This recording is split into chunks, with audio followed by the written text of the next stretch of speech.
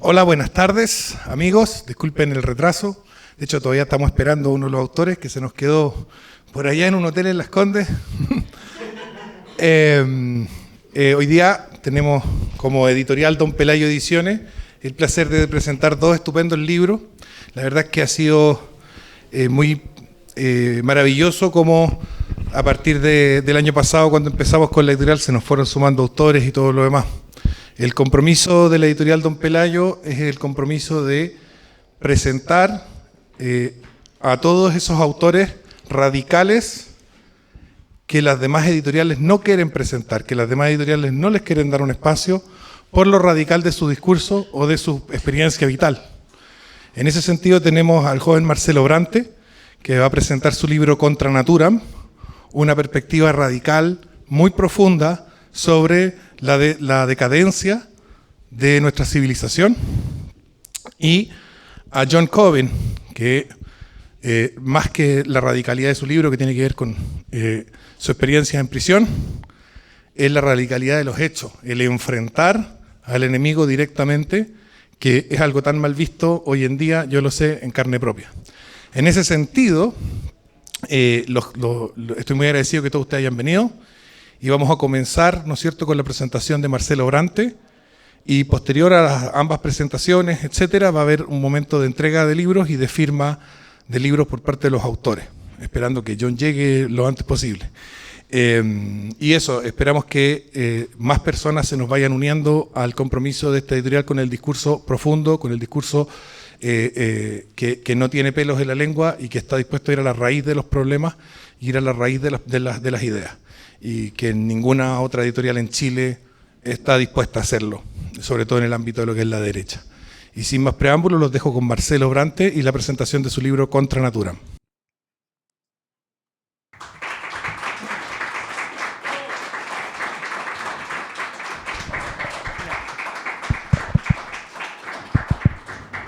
¿Aló? ¿Se escucha? Ya. Buenas tardes a los presentes. Me presento, soy Marcelo Brante, soy bioquímico de la Católica de Valparaíso, y yo no tengo relación con la humanidad, pero siempre he tenido un interés constante hacia la parte humanística, ¿ya? Esto me permitió como adentrarme en lo que es la literatura tradicionalista católica, ¿ya? ¿Cuál es el problema con la literatura tradicionalista católica? Es que es muy difícil de conseguir, está muy vetada en las librerías, así, comunes, comerciales. Por lo tanto, acceder a esos libros y acceder a esa crítica que le hacen al sistema liberal actual es complicado, ¿ya? Son libros caros, son libros difíciles de conseguir y a veces son medios complicados leerlos. Entonces, esta curiosidad me permitió profundizar en estos libros y me di cuenta de que eran críticas muy atingentes y muy realistas a nuestra situación actual, sobre todo con el tema de esto de que hay mucha soledad, porque tanta gente se desvive, por ejemplo, porque hay tanta idolatría. Hoy en día hay mucha idolatría. En un tiempo fue Kass, ahora es Kaiser, y después ¿quién sabe qué va a hacer? Siempre busca a la gente un ídolo. ¿Por qué la gente busca un ídolo? Porque hay un vacío interior, y parte de ese vacío interior lo viene a responder el libro Contra Natura. Pero, entonces, yo quiero partir haciendo una pregunta que básicamente, ¿qué se entiende o qué entiende la gente cuando se habla de individuo? Yo le hago una pregunta a la audiencia, si alguien me pudiera dar como nociones de qué se entiende por individuo, que tanto hoy día se dice. ¿Qué entienden por individuo? Ser humano con intelecto. Ya, ser humano con intelecto, muy bien. ¿Algo más? Un ser único, diferente, irrepetible. Ya, un ser único, diferente y irrepetible. ¿Qué más? Una persona que se considera no causada y que se considera alejada de toda relación con los demás. Una isla, eso es un individuo, una isla. Muy bien, muy bien. Eso, una muy buena aproximación. ¿Allá?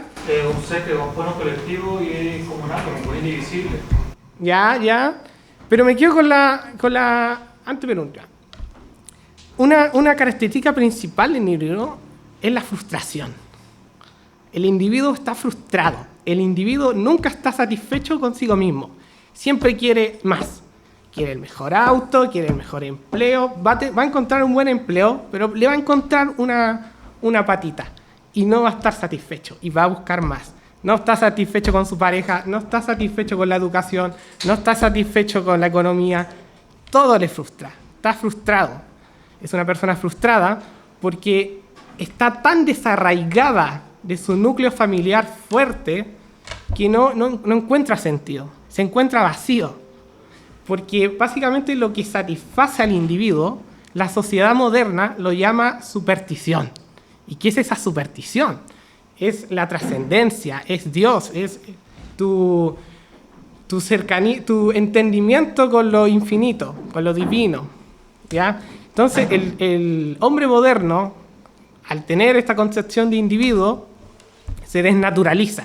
Y por eso el libro se llama Contra Natura, porque básicamente es antinatural, porque el ser humano tiene una tendencia inherente a lo divino, porque está constituido de un alma, y esa alma no se puede negar, y no se puede desconocer, porque si no pasa lo que vivimos en la situación actual, que es una sociedad frustrada. Mucha gente está frustrada. Se observó en el estallido delictual, 2019, la gente, estallido fecal, muy bien. Qué educación, qué economía, que no son 30, que no sé, cualquier show. Pero finalmente la primicia siempre fue frustrado, porque yo no tengo lo que ellos tienen. ¿Por qué? Y las revoluciones a lo largo de la historia, ¿qué han sido? Frustración. Los burgueses, yo no tengo los privilegios de la aristocracia, dejémosla embarrar. Los proletarios, yo no tengo los privilegios de los burgueses, dejémosla patar. Y así un sinfín. ¿Por qué?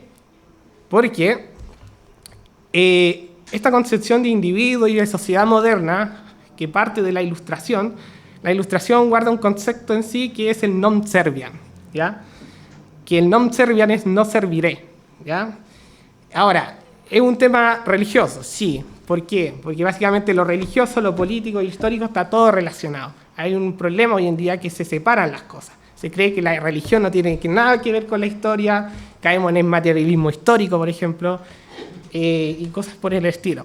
Cuando, como muy bien decía el filósofo Juan Donoso Cortés, todo error político en el fondo es un error teológico, porque parte de la religión es dar los fundamentos éticos morales de la sociedad. Entonces, si se parte de un error teológico, que parte de ello es la premisa del non serviam, que es no servidé, que básicamente es la rebelión de Lucifer contra Dios, ¿qué implica eso? Implica que, entendiendo que Dios creó el mundo, hay un orden preestablecido. Las cosas tienen un orden. El sol sale, el ser humano muere, un hombre no puede parir, por ejemplo, etc. Lo que todos sabemos. También hay cosas inherentes que, por ejemplo, el hombre va a tender a obedecer, la mujer también, siempre y cuando esa autoridad vele por el bien común. Por eso se dice en parte que la autoridad viene de Dios, ¿ya? No de la concepción moderna de malinterpretar esto. Entonces, entendiendo esto, se puede entender la relación del hombre con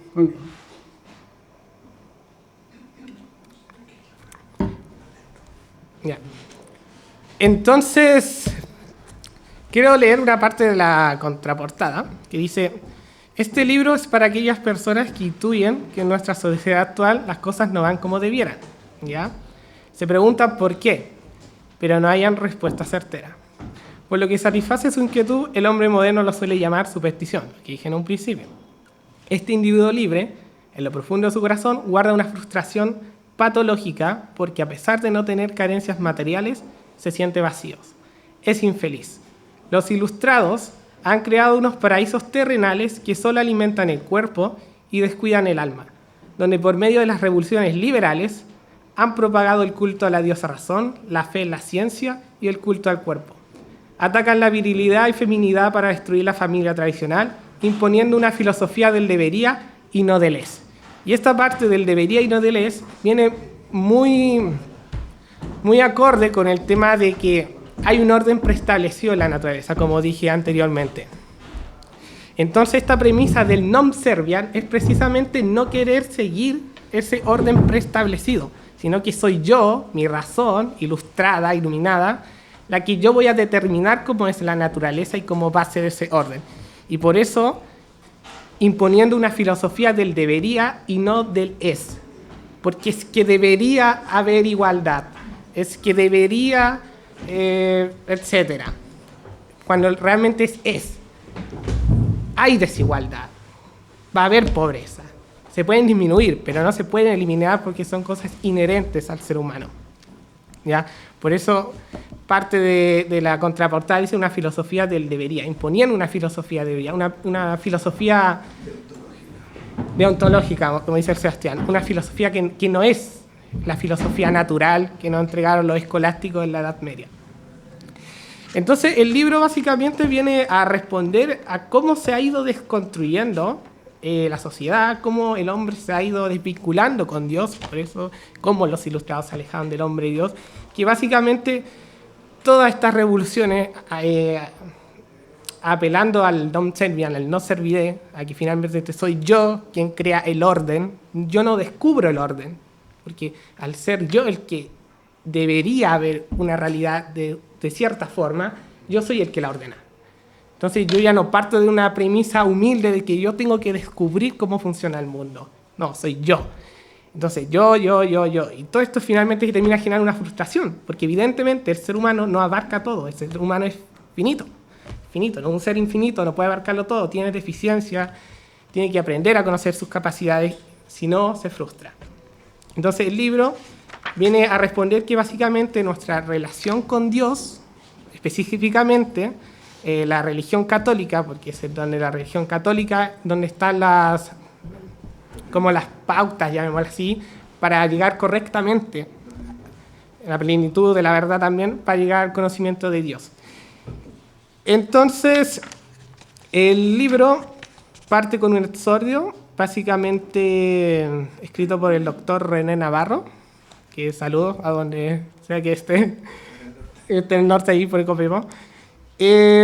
Básicamente resume en muy buenas palabras, me gusta cómo lo resumen en el exordio, que dice que básicamente el libro viene a demostrar cómo la perspectiva católica entrega un concepto de virilidad, ¿ya? Resume muy bien que finalmente la concepción católica, al entregar las pautas de la relación del hombre con Dios, hace que el hombre sea dueño de sí, ¿ya? Entonces se evitan como todos estos temas de las frustraciones. Luego viene una parte introductoria, que básicamente voy como mencionando que, por ejemplo, hoy en día la sociedad está muy avanzada tecnológicamente, eso es innegable, no se puede rechazar. La sociedad tiene mucha tecnología, tenemos el tema del internet, de los smartphones y todo eso, está de sobra. Pero espiritualmente la sociedad está decadente, y eso es innegable. ¿Ya? La sociedad está, si bien tecnológicamente podemos alucinarnos con la carrera espacial, que la energía de fusión, pero espiritualmente la sociedad es decadente, ¿ya? Y eso está a la vista, a simple vista. Y ahí voy demostrando que, por ejemplo, esta concepción de Dios, porque antes había una concepción animista de la sociedad, que el animismo es básicamente que todas las cosas tienen entidades. Por ejemplo, en Roma se creía que había hasta una diosa de la fiebre, o sea, hasta ese nivel. Entonces, al haber un Dios único y trino, se entiende que ese Dios ordenó todas las cosas de una forma tal que se permite descubrir. Entonces eso te permite conocer racionalmente la naturaleza, ¿ya? Que es muy distinto a la cosmovisión animista pagana, que por ejemplo yo no tendría por qué hacer un experimento para descubrir tal fenómeno porque yo sé que eso lo hace un Dios de X proceso, por ejemplo. Ahí voy describiendo cómo la sociedad, también voy mencionando que traigo a la palestra el tema de la Edad Media, ¿ya? Voy describiendo también en la introducción como todo esto a grandes rasgos, porque es la introducción. Como por ejemplo, cómo se puede visualizar esta como frustración en el día a día con el trato laboral, por ejemplo. Ya, de que siempre, por mucho que se intente promover un grato ambiente laboral, ese ambiente no es más allá de que una relación contractual, ¿ya? Que básicamente yo trabajo con él porque me mantiene y viceversa. Entonces, no hay una relación de trascendencia, de bien común, de aspirar a algo superior más allá del bien material, ¿ya? Y básicamente de eso se trata la introducción, de ir como poniendo los puntos, ¿ya? De que por qué nuestra sociedad hoy en día está como mal, y como por qué en otras épocas, por ejemplo en la Edad Media, se puede hablar de que estaba mejor espiritualmente, ¿ya? Sin desconocer el desarrollo del avance tecnológico, ¿ya? Luego de la introducción viene el otro capítulo que se llama Una sociedad antinatural, el fin último del hombre, ¿ya? Aquí parto básicamente describiendo cómo se entiende el hombre desde una perspectiva aristotélica atomista, que es el tema del alma, del cuerpo. Voy describiendo de que hay distintos tipos de alma. Está el alma de las plantas, de los animales, de las personas, que finalmente el alma del ser humano se distingue tanto del animal como de la planta, que finalmente el ser humano entiende. Esa facultad de entender es súper importante, porque esa facultad está condicionada con el libre albedrío, porque el ser humano al entender es responsable de sus actos. Y en cuanto es responsable de sus actos, es libre, porque él entiende que puede ser A o puede ser B, pero sabe que B es malo y si lo comete, aún así es libre, porque él entendió y lo hizo a voluntad. En cambio, los animales no son libres porque ellos no entienden, actúan por instinto. Entonces, ¿esto qué implica? Que el ser humano también tiene una parte que es instintiva. Y cuando él se olvida de esa parte de entender, porque el entendimiento no es algo que, si bien nacemos con ello, hay que desarrollarlo, no se puede omitir. Y si obedecemos mucho a nuestra parte instintiva, ese entendimiento se borra. Y finalmente atendemos solamente a nuestra parte instintiva y caemos todo en este tema de las frustraciones, de explosiones sentimentales. Finalmente termina la persona convirtiéndose como un animal, ¿ya? Porque apela solamente a su parte instintiva y no se controla racionalmente, no entiende, ¿ya? Básicamente ahí voy describiendo eso.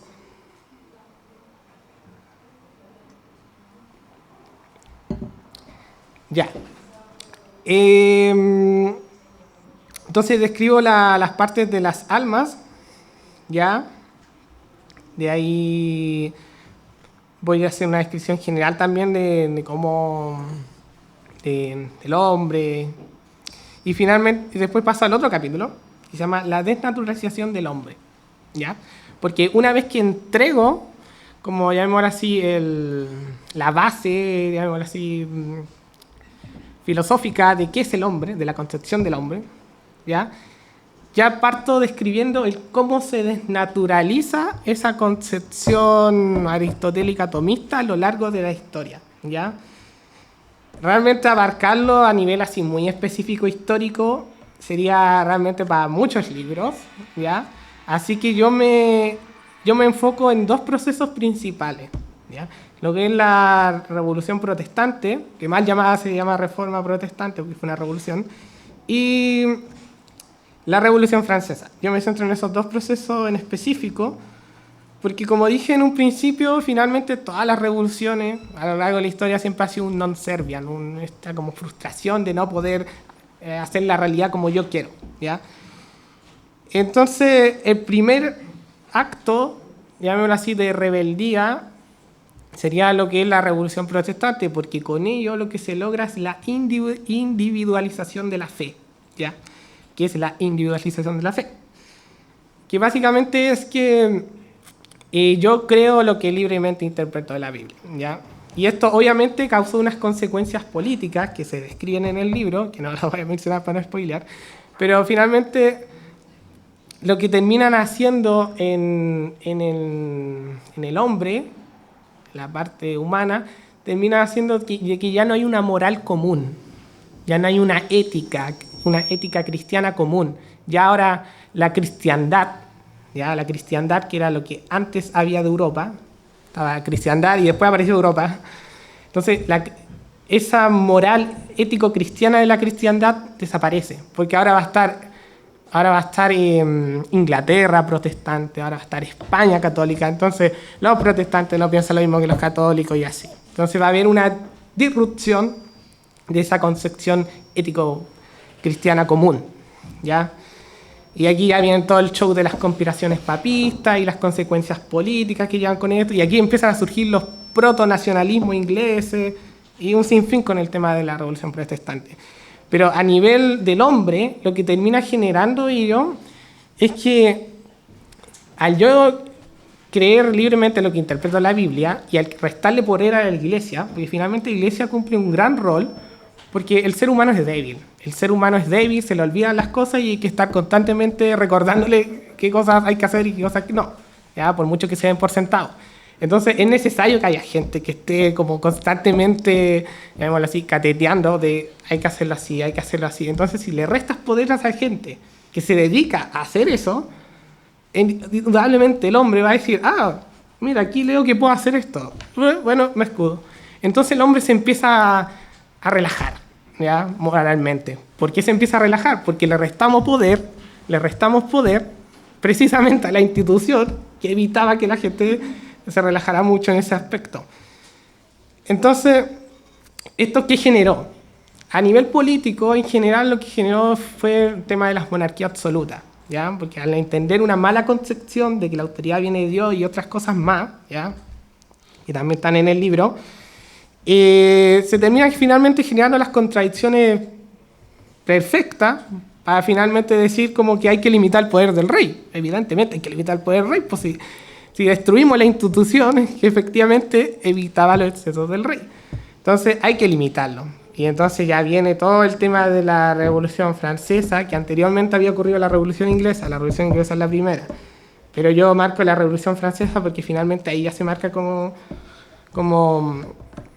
históricamente, como es lo más conocido a nivel histórico formalmente. El punto de inflexión, eso, muy bien. Como el punto de inflexión más histórico. Y ahí menciono que finalmente, si con la Revolución Protestante se logró la individualización de la fe, pues la Revolución Francesa se logra la individualización del conocimiento. Porque, si bien con la Revolución Protestante aún había una concepción de lo trascendente, ¿ya?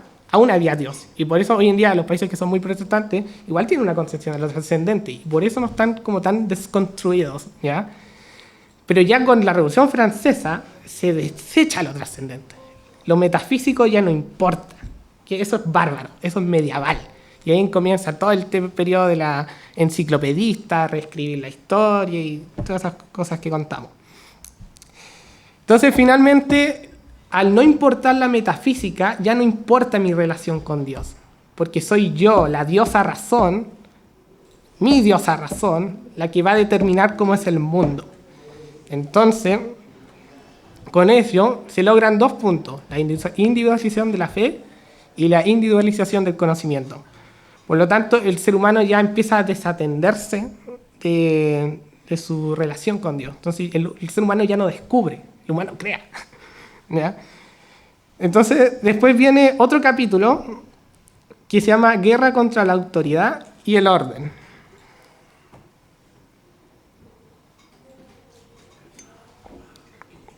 Ya. En este capítulo, básicamente lo que describo es que resumo como burdamente, llamémoslo así, toscamente, mejor dicho, que la historia del hombre se puede resumir como un constante non serviam, ¿ya? Y ahí también en este capítulo voy haciendo como una argumentación racional de la existencia de Dios, que ahí la pueden encontrar dentro del libro. Porque finalmente Dios se conoce racionalmente. Dios no es una cosa sentimental de que no. Hay todo un proceso racional de evidenciar la existencia de Dios, ¿ya? Parte de ese capítulo se da una argumentación, la pueden encontrar en ese capítulo, y ahí pongo que es como para los incrédulos, a los que no creen, si no se les demuestra racionalmente. También voy describiendo de esta constante rebelión hacia ese orden de que estableció Dios, que como mencioné en un principio, el sol sale, ¿cierto? La noche, entonces el ser humano siempre busca como cambiar eso, siempre no quiere servir, ser humano no quiere servir. Él quiere que lo sirvan. Él quiere ser jefe, él quiere ser emprendedor, él quiere siempre estar arriba. Pero nunca quiere servir. Incluso no se sirve a él mismo, porque no es capaz de autodominarse. Y eso también lo abordo en el libro, así que no, para no seguir spoileando. Entonces, básicamente, este capítulo, La guerra contra la autoridad y el orden, va describiendo como distintas etapas de este non-Serbia, ¿ya? Después paso a otro capítulo que se llama La destrucción de la familia, la muerte del padre y la madre, ¿ya? En este capítulo menciono dos puntos importantes, que básicamente es que hoy en día no hay hombres viriles, ¿ya? Hoy en día no hay hombres viriles y tampoco hay mujeres femeninas, ¿ya? Lo que hay son hombres materiales, ¿ya? Y hay mujeres materiales también. Pero ¿por qué digo la muerte del padre y la madre? Porque lo propio del padre es la virilidad y lo propio de la madre es la feminidad. A grandes rasgos, el rol del padre, ¿ya? Como autoridad, que autoridad en latín viene de un derivado que se llama augere, ¿ya? Que augere básicamente es hacer crecer, ¿ya? Es aumentar, engrandecer. Entonces, finalmente, el rol del padre es servir a su prole. Es servir a su prole para que ésta se aumente, para que se engrandezca, ¿ya? Entonces, por eso digo que no hay padre actualmente, porque finalmente, hoy en día, ¿cuáles son los hombres? Basta con caminar unas cuadras, ver una peluquería y van a estar todas ahí, yo quiero un corte así, asá. O que el tatuaje, que no sé qué. Vanidosos, son hombres vanidosos.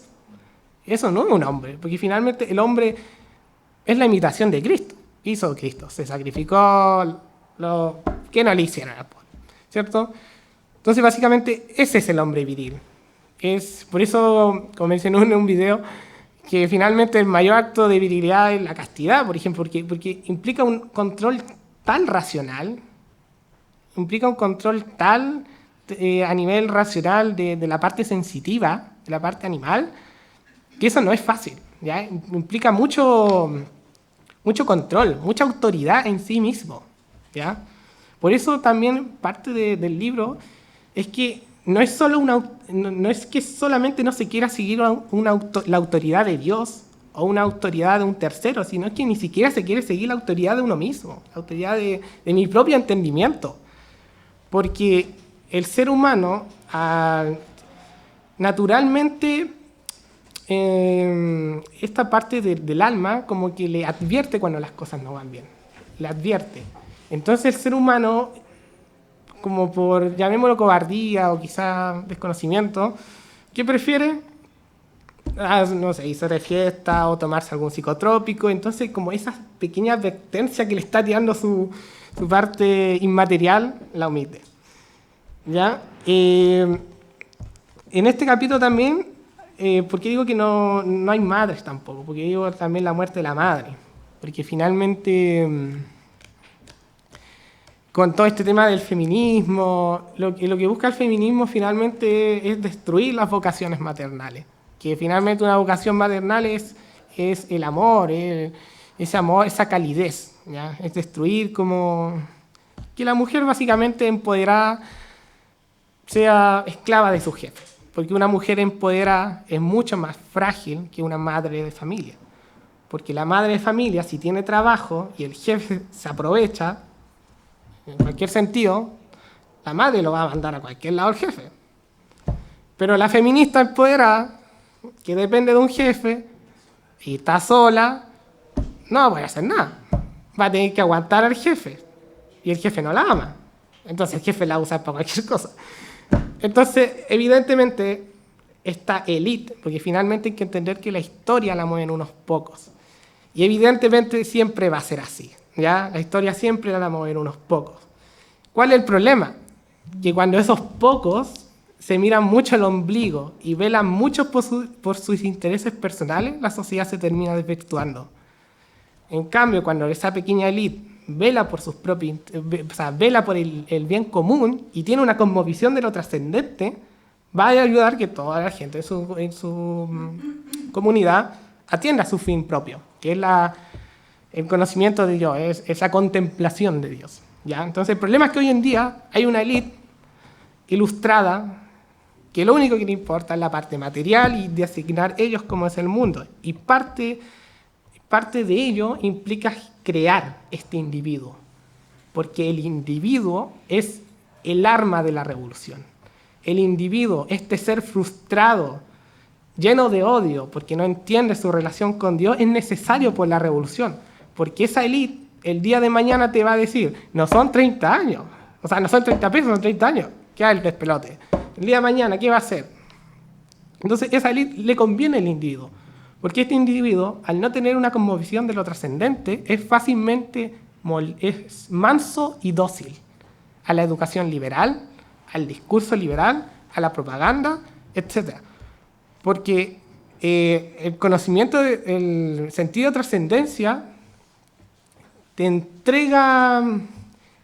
impide esta docilidad, porque tú te vuelves autoridad de ti mismo y no te vuelves manso y dócil a los intereses de unos ilustrados, ¿ya?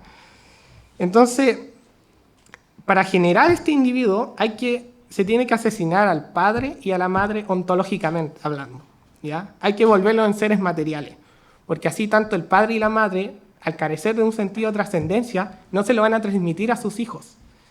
Y sus hijos, al no tener una cosmovisión de lo trascendente que parte desde la casa, evidentemente va a ser suplido por los dogmas liberales que se entregan en la educación liberal, ¿ya? Que todos sabemos hoy en día de que en los liceos se adoctrinan y que todos terminan saliendo con ideas de izquierda. No es casualidad, ¿ya? ¿Y para qué hablar de las universidades? La universidad es peor. Entonces, en este capítulo de la destrucción de la familia, la muerte del padre y la madre, voy describiendo como esto básicamente, de que la muerte del padre y la madre ayudan a la generación de este individuo manso y dócil a los intereses de los ilustrados. Después paso al otro capítulo que se llama El hombre moderno, una pobre víctima, nací solo y muero solo. ¿Ya? ¿Por qué este nombre? Bueno, básicamente porque, como mencioné, la historia la mueven unos pocos, ¿ya? Y siempre va a ser así, innegable. El tema es que esos pocos que están arriba velen por el interés de todos, no por su propio interés, y que tengan una convicción de lo trascendente. Entonces, puede llegarse a pensar de que el ser humano no tiene nada que hacer. Y finalmente, si siempre la historia la van a mover un poco, entonces me siento de brazos cruzados y ya está. Porque soy una pobre víctima de las inclemencias liberales, de la educación liberal, el sistema y bla, bla, bla, bla. ¿Qué voy a hacer yo? Entonces, el hombre muere una pobre víctima. Finalmente termino diciendo que el hombre no es una víctima, ¿ya? Porque el ser humano, al tener esta facultad de entendimiento y tener un alma que le avisa cuando las cosas no van como debieran, finalmente el hombre, ya sea por cobardía, por ignorancia, ahí ya queda en discusión, termina desatendiendo ese aviso, ¿ya? Y termina cayendo como en el vicio, ¿ya? La parte más instintiva. Porque finalmente el hombre no es víctima, el hombre moderno no es una víctima, sino es un necio. Y ahí voy dando las razones de por qué creo que el hombre moderno es un necio, porque finalmente el necio no es el poco inteligente, el necio es una persona inteligente, solamente que no quiere ver la realidad. ¿Y por qué no quiere ver la realidad? Ahí ya queda a criterio de cada uno, ¿ya? Y ahí voy describiendo distintas partes en este capítulo. Después viene otro capítulo que se llama El pináculo de la civilización, la mal llamada Edad Media, ¿ya? Ahora, ¿por qué el pináculo de la civilización? ¿Ya? Porque en un principio mencioné que el avance tecnológico en nuestra sociedad es innegable, ¿ya? No se puede negar eso. Nuestra sociedad actual está muy avanzada tecnológicamente. Basta con ir a por un problema de salud y se soluciona. Pero espiritualmente no. Nuestra sociedad está totalmente carente espiritualmente, ¿ya? Pero en la Edad Media no sucedía eso, porque el avance tecnológico y el avance espiritual iban de la mano. Y fue precisamente ese desarrollo tecnológico, académico, que se dio en la Edad Media, que propició todo este tema de la revolución industrial y cosas de ese estilo. En Inglaterra, por ejemplo, ya había monasterios que tenían hornos de fundición de hierro, ¿ya? Pero todo el desarrollo se acabó con el tema de las expropiaciones de los bienes durante la Revolución Protestante.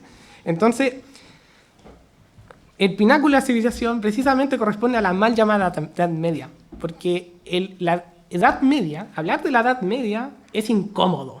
De hecho, en los currículos escolares no existe esa palabra. Uno no le pasa la Edad Media en el colegio, ¿ya? Porque hablar de ello es una época en donde el hombre entendía su trascendencia con Dios. Y precisamente lo que se quiere hacer hoy en día es no hablar de Dios. Porque hablar de Dios implica ya no ser siervo de esta élite liberal ilustrada, sino ser siervo de Dios, ¿ya? Por lo tanto, ya no eres dócil a la propaganda, a los discursos, a la educación ilustrada, ¿ya? Porque entiendes que ese no es el fin del hombre, sino que el fin del hombre es algo más profundo, es algo más trascendente, más infinito. Entonces, básicamente en este capítulo lo que voy haciendo es ir remontando distintos mitos que se han ido asentando respecto a la Edad Media, producto de todo este tema de la reescripción de la historia, con el tema de los enciclopedistas, ¿ya? Por ejemplo, ahí se habla del tema de las cruzadas, por ejemplo, de que dicen de que las cruzadas, que fue una invasión de los cristianos a los pobres musulmanes, cuando todo lo contrario, fueron los musulmanes los que invadieron la cristiandad. También el mito de Galileo, que por ejemplo, no, que Galileo lo quemaron, lo cual nunca lo quemaron, de hecho, sino que fue simplemente que Galileo se empezó a meter con Galileo, que ya tanto en el egocentrismo, que se empezó a reinterpretar partes de la Sagrada Escritura para que coincidieran con su modelo teórico, porque según él, su modelo teórico, habían ciertas partes que se contradecían con la Escritura. Entonces dijo, empecemos a reinterpretar esto. Y en esa reinterpretación la Iglesia lo amonestó, ¿ya? Entonces voy desmontando distintos mitos, el de las cruzadas, el de Galileo, el de la Inquisición, otro mito de la Inquisición. Hoy en día también hay Inquisición, ¿ya? La Inquisición liberal. De hecho, las funas, ¿qué son las funas? Hoy no hay libertad de cátedra. Un profesor no puede llegar y decir la ilustración fue lo peor que le pasó a la humanidad. Posible. Por ejemplo, lo vimos con lo que pasó del profesor. Cuando el alumno dijo que Pinochet, ni siquiera lo defendió a Pinochet, y quedó el despelote. ¿Qué es eso? ¿Inquisición? Eso es Inquisición. Hay una Inquisición hoy en día actual. Pero el tema es que, bueno, para ellos es peor la Inquisición de la Edad Media. Que básicamente hay que entender que en la Edad Media había toda esta concepción de la cristiandad, que la cristiandad es una concepción ético-moral cristiana común, ¿ya? Entonces todos entienden que ciertas cosas están bien y ciertas cosas están mal, que hoy en día eso parece como que no existiera. Entonces hubo un pequeño grupito, ¿ya?, de gente que empezó a hablar sus cosas, ¿cierto? Empezó a hablar sus cosas y empezó a generar revuelo. Empezó a generar revuelo dentro de esta sociedad cristiana, ¿ya? Eran prácticas, por ejemplo, abortivas, ¿ya?, contra la vida. Y evidentemente una persona que entiende su trascendencia con Dios sabe lo que tiene que defender. Sabe qué cosas están correctas y por lo tanto, si viene alguien y empieza a promover esa idea, la persona no se va a quedar de los brazos cruzados. Le van a llegar unos buenos palos al que está profiriendo esa idea incorrecta. Entonces esto empezó a generar caos en la cristiandad. la iglesia vio esto y empezó a generar distintos tribunales porque se empezó a dar cuenta de que había gente que estaba siendo acusada de cometer estos, digamos, delitos subversivos, pero que realmente no lo eran. Entonces empezaron a haber linchamientos, empezaron a haber las funas. Entonces, para evitar ese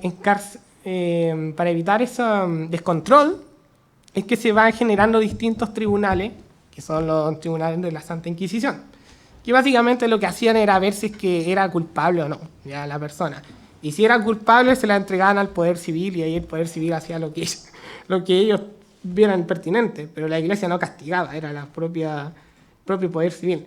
También voy desmontando el mito ya dije, de la Inquisición, el de Galileo, el de las Cruzadas, y otro mito más, ¿ya? Pero no me viene a la mente aún. Pero ahí, básicamente, ese capítulo es ir desmontando distintos mitos, porque finalmente lo que busco es que se entienda de que hablar de Dios para nuestra sociedad actual es incómodo, ¿ya? Porque hablar de Dios te entrega un sentido de trascendencia que te libera de la esclavitud del hombre, te libera y te entrega las herramientas para luchar contra el demonio, la carne y el mundo. Y eso es peligroso. Eso es peligroso para la élite ilustrada que quiere velar por sus propios intereses. Después viene un último capítulo que se llama Un baluarte imperecedero, la Iglesia Universal. Un baluarte imperecedero, ¿ya? Como muy bien está dicho, las puertas del infierno no prevalecerán sobre ella. Y precisamente por eso ese capítulo se llama así, porque finalmente siempre hay esperanza, ¿ya? Siempre hay esperanza. En este capítulo hago una recopilación final, ¿ya? Como de todo el libro, sintetizo todo el libro en este pequeño capítulo para que vayan quedando claras las ideas de cómo se ha ido desnaturalizando el hombre a lo largo de la historia hasta llegar a este hombre moderno, ilustrado, que desprecia totalmente el pasado y lo ve como un pasado bárbaro, hostil. Siempre el futuro es mejor. Siempre el hoy es mejor que el ayer. Siempre. Siempre, siempre, siempre, siempre. Entonces, finalmente este capítulo viene a ser una recopilación de todo eso, para ir cerrando la idea y finalmente dejar un mensaje, como dije en un principio, de esperanza. Porque por mucho que se vean contra las cosas, la iglesia siempre va a estar ahí, ¿ya? Porque la iglesia no solamente son los curas, no solamente es la institución, sino que también parte de la iglesia son los laicos. Y parte de los laicos también es el deber de transmitir el mensaje, ¿ya? Y que finalmente es en la iglesia universal en donde están las enseñanzas, la doctrina de llegar correctamente al conocimiento de Dios. Porque si no se siguen, si yo sigo mi camino, ¿ya? A la concepción del yo, ¿ya? Yo, mi razón. Si yo quiero llegar por mis propios medios al conocimiento de Dios, puedo caer en ideas gnósticas, ¿ya? Ideas gnósticas es que básicamente que toda la materia es mala, que todo lo espiritual está bien y toda la materia es mala, ¿ya? Entonces, o también puedo caer en otro, por ejemplo, en práctica como la abortiva, porque al considerar que la materia es mala, concebir más hijos es malo, ¿cachai? O también, por ejemplo, el alimentarse es malo, porque ¿para qué vamos? Entonces, todos esos finalmente son errores que surgen de querer yo, de manera independiente, como ilustrarme mágicamente de llegar al conocimiento de Dios. Por eso, precisamente, Jesús, Dios hecho hombre, fundó una iglesia donde está depositada la verdad y donde está depositada la manera correcta, segura y sana de llegar al conocimiento de Dios para no ser esclavo del mundo y ser siervo de Dios. Entonces, finalmente, el libro termina con una bonita imagen, ¿ya? Que dice: díjole entonces Jesús, apártate de Satanás, porque está escrito: al Señor tu Dios adorarás y a Él solo darás culto. Entonces, ese es básicamente el libro Contra Natura, como los ilustrados del Jardín del Hombre de Dios. Los dejo a todos invitados que por favor si les interesa el libro, si sienten esta curiosidad de que algo falta, algo pasa, ¿por qué tanta idolatría? ¿Por qué tanta gente se siente sola? ¿Por qué tanta gente se desvive? Si sienten esa inquietud y no tienen miedo de enfrentarse a la realidad y ver las cosas como son, yo les invito a comprar este libro, que ojalá les pueda servir, que eso es muy importante, ojalá les pueda servir, les pueda hacer reencontrarse o encontrar el camino, el conocimiento de lo trascendental, y que puedan ser finalmente personas plenas y virtuosas. Muchas gracias por su atención y ¡viva Cristo Rey!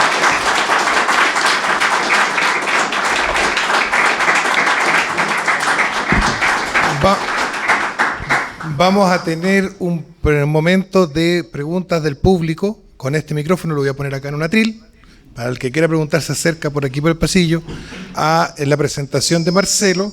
Y después de eso vamos a tener un pequeño break de 15 minutos. Y a partir de ahí empezamos con la presentación de Johnny, la entrevista que le servirían aquí. Ya, y terminando eso, empezamos con la entrega de los libros. Tengo ya preparado el Excel con todos los que lo compraron previamente. Y la firma y las fotos y todo lo demás, ¿ya? Un poquito de itinerario. Entonces ahora vamos con el tema de preguntas del público. Y les voy a dejar este micrófono acá para que le pregunten directamente a Marcelo. Hola Marcelo, muchas gracias por tu presentación. Te quería preguntar un fenómeno que a mí personalmente me repugna y veo que es muy presente y hace un daño enorme, que es el buenismo. La gente que sin ser buena se considera buena, pero en realidad es cobarde y es mala, de otro tipo de mal, pero sigue siendo mala, y por apaciguar los ánimos y apaciguar a las fuerzas del bien, permite que el mal avance y permite que el mal mate a 1000 buenos, porque ellos se interponen para que los buenos no maten a un malo. Entonces me gustaría saber, porque yo considero que este es un fenómeno muy presente y ha hecho un daño gigantesco hace mucho tiempo, y mucha gente que se considera buena, que se considera cristiana, que se considera incluso de nuestra posición, cae en eso y termina siendo funcional al avance del mal y con los efectos que todos conocemos. Esa es mi pregunta. Como decía el padre Félix Sarda, finalmente el peor enemigo no es el comunista, ¿ya? El peor enemigo son los liberales católicos. Esos son los verdaderos enemigos, porque se disfrazan de ovejas y son lobos. Entonces, no hay que ver con enemigos. A mí el comunista me da lo mismo. A mí yo lo admiro porque es valiente al menos. Me dice, ¿sabes que yo te voy a expropiar todo y te voy a esclavizar? Y yo digo, puta, qué sincero. Pero el liberal católico te dice, no, filantropía, hay que ayudar, hay humanismo. Entonces yo creo que ese es el verdadero enemigo. No sé si... Sí, claro. Sí, es propio de ellos. Entonces finalmente hay que tener ojo finalmente con la gente que se disfraza de oveja y realmente son lobos, y finalmente hay que, si se pueden como dejar en evidencia, genial, si no tratar de alejarse de ellos y reunirse, como decía el Papa, comunidad, juntarse con los que realmente son católicos y no tienen vergüenza de decirlo. Y son eso realmente lo que importa. El resto, no. Si los podía hacer entrar en razón, genial. Si no, no se puede hacer nada. Hacerse hombre también, para hacerse hombre, pues sí, esta cuestión. Hay una frase muy buena de una filósofa que no es muy cristiana, que dice: piedad con el culpable es traición al inocente. Tiene razón. Sí. Eso. Hay más preguntas. Hola Marcelo. ¿Aló? Hola. Ah, sí, ya. Primero que todo, felicitarte. No suena, parece. ¿Así no? Sí. Ya. Él ahí está manejando. Ah, ya, dale. Primero que todo, felicitarte. Excelente tu exposición. También agradecer a Sebastián. Primera vez que vengo acá, no conocía a nadie y estoy feliz por estar acá. Bueno, mi pregunta es la siguiente, de acuerdo a lo que tú expusiste. Dijiste, o yo interpreté como que el individuo es necio, es egoísta, ¿cierto? Pero mi pregunta es si pensamos que el colectivismo que estamos viviendo ahora, yo lo veo así, bueno, no soy la única que creo, ¿qué es lo que nos tiene en decadencia? Así lo veo yo, ¿no? Y si tú ves a la rama de izquierda o esta gente globalista o la definición que tú quieras ver, ellos plantean el colectivismo. ¿verdad? Pero el colectivismo... Espérame. Entonces, si eso es lo que nos tiene en decadencia, ¿cómo podrías explicar eso tú y hacer la diferencia si es que la hay? Ya, pero hay que entender de qué está compuesto el colectivismo, básicamente. Los individuos son individuos. Y finalmente uno no puede pasar de lo macro espontáneamente. Primero viene lo micro y después viene lo macro. Entonces, si lo micro está mal, está dañado, no entiende su concepción de lo trascendente, lo macro indudablemente va a estar dañado. Entonces, a ver, porque, aquí hay personas de distintas posiciones, gente que viene con John, que son más libertarios, y en la doctrina tradicionalista no puede haber colectivo si no hay individuo, porque el individuo es el que compone el colectivo. Cuando tú no tienes ni individuo ni colectivo, lo que tienes se llama comunidad, es decir, que son personas que se conocen, no están solas ni son un grupo amorfo, son familia, barrio. El colectivo necesita que sean individuos, si no, no puede ser colectivo. El colectivo es la nación, la clase social, ese es el colectivo. Entonces, cuando uno esboza un discurso contra el individuo como concepto, no está esbozando un discurso a favor del colectivo, porque el colectivo difícilmente puede existir si no hay individuos, dado que el colectivo se define como un conjunto de individuos. Entonces, que bueno que hiciste la diferencia entre comunidad y colectivo, porque si tú lo explicas así, yo lo podría... Sí, por lo mismo, claro. Disculpa Marcelo, por cierto, pero para poder así tratar de hacer como un poquito de traducción entre gente que puede ser más libertaria y gente que es más tradicionalista, para que nos podamos entender y que no parezca que estamos... porque si alguien dice con el individuo no sé qué, otros pueden al tiro pensar, este es colectivista. Y no.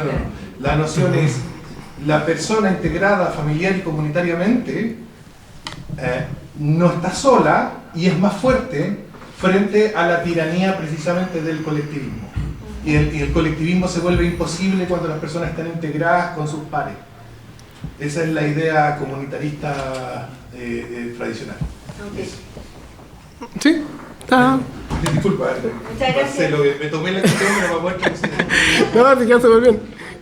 ¿Sí? Ya, vale, gracias. Quedó perfecto. Buenas tardes, profesor Brandt, y muchas gracias Ay, por profesor, su bueno. elegante presentación. Le quiero consultar.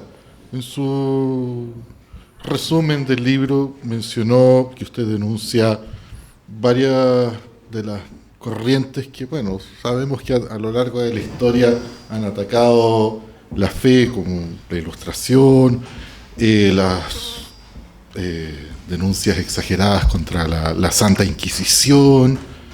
Yo sé que hay otras fuentes, otros autores que han denunciado estas persecuciones injustas contra la Santa Madre Iglesia en el pasado, y quiero preguntarle entonces, si tenemos estas fuentes anteriores, estos otros autores, ¿por qué su libro en particular es necesario ahora?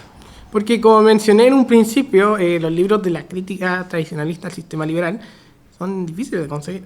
No están... Son densos, son difíciles de conseguir. Entonces, finalmente este libro va a ser un compilado divulgativo, de difusión de toda esta materia. Y yo creo que viene muy atingente a la situación actual, porque precisamente todo esto de caer en ídolos, que cae, que no sé qué, que alguien lo va a cambiar todo. Entonces, este libro viene a responder por qué se caen esos juegos. Entonces, básicamente eso. No sé si respondo a tu pregunta. Creo que voy a tener que revisar con atención el texto para encontrar bien la conexión entre la primera parte de la respuesta y la segunda. Sí. No, el palo entero no. A ver, bueno, como persona que editó el libro, te voy a dar yo la respuesta. Marcelo está un poco nervioso, primera vez que presenta un libro él, así que aplauso. Y son cosas que van con aprendizaje. Te voy a dar yo la respuesta bien simple. Tú dices, ¿hay literatura tradicionalista anterior que toca estos temas? Sí, son 200 libros de este porte. Este es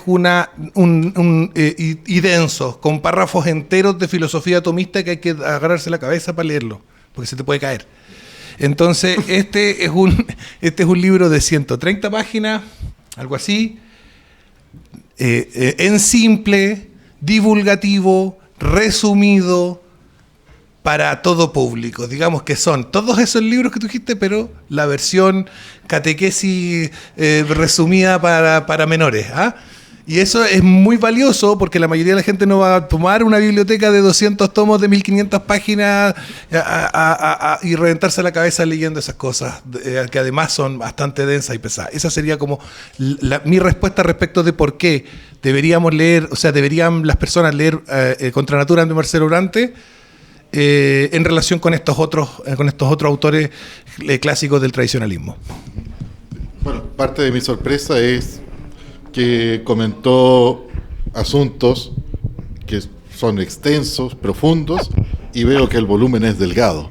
Entonces tengo una muy buena expectativa con respecto al texto yo. Muchas gracias.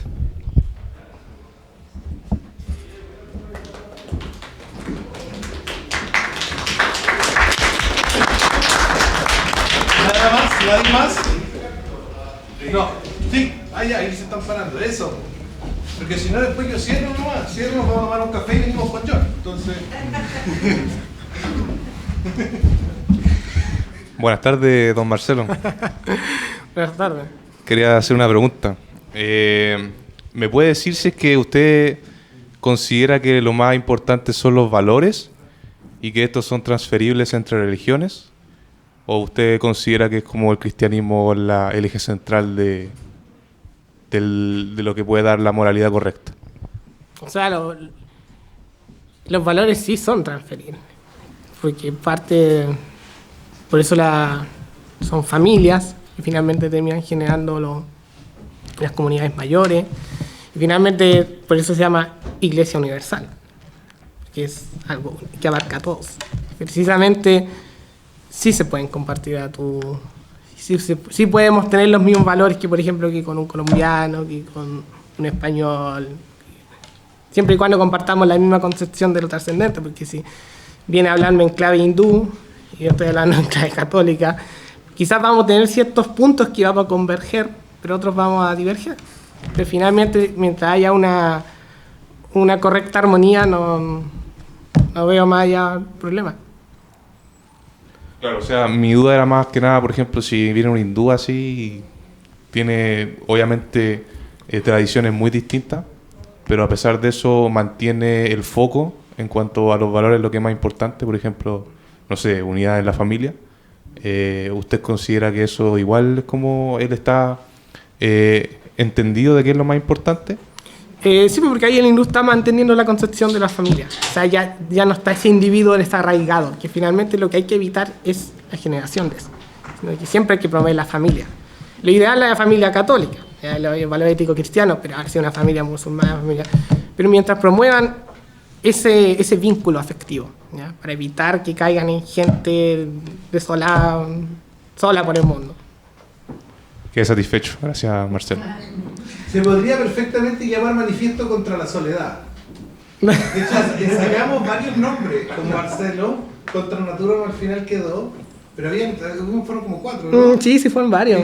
Todo difícil hacerlo un título. Se me acaba de ocurrir que es muy cierto, que tú no lo has leído, pero diste en el punto con las preguntas, porque yo podría, como editor, como el que revisé el libro, podría perfectamente llamarse Manifiesto contra la Soledad.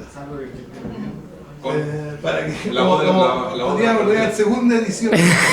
La secuela. Extensión ahí, segundo. Sí. Eso, muchas gracias.